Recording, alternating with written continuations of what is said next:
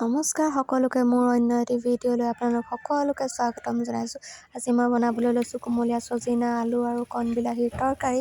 মইনো কেনেকৈ বনাওঁ আপোনালোকে চাই যাওকচোন। এইফালে বনাইছোঁ বেঙেনাৰ জ্বলা ভাজি, আৰু এই কেৰাহীখনতে ভাজিখিনি কাঢ়ি ইয়াতে দি দিছোঁ তেল। তেলত দি দিছোঁ নহৰু, আদা আৰু অকণমান পাঁচফোৰণ ফুটাই লৈছোঁ।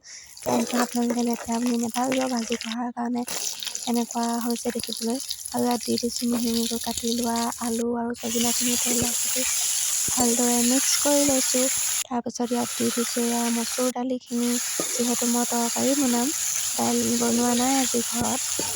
আৰু ইয়াত দি দিম এতিয়া কণ বিলাহীখিনি দি দিছোঁ। দি পিনি ভালদৰে মিক্স কৰি ইয়াত দি দিছোঁ হালধি, সোৱাদ অনুসৰি নিমখ, আপোনালোকে বিচাৰিলে জীৰা গুড়ি আৰু দুটা জলকীয়াও তেলতে দি দিব পাৰে, মই নাই দিয়া। আৰু এইখিনি 5 মিনিটমান এনেকৈ ভাজি লৈছোঁ ঢাকি। মোৰ লৰালৰি কোবত ভাজি পৰি গৈছেগৈ।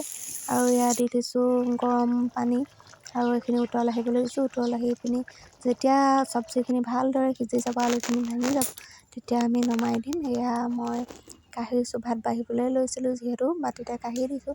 এয়া চাওকচোন কি সুন্দৰ হৈছে, আপোনালোকে এবাৰ খাই চাবচোন, সঁচাকৈ ভাল পাব।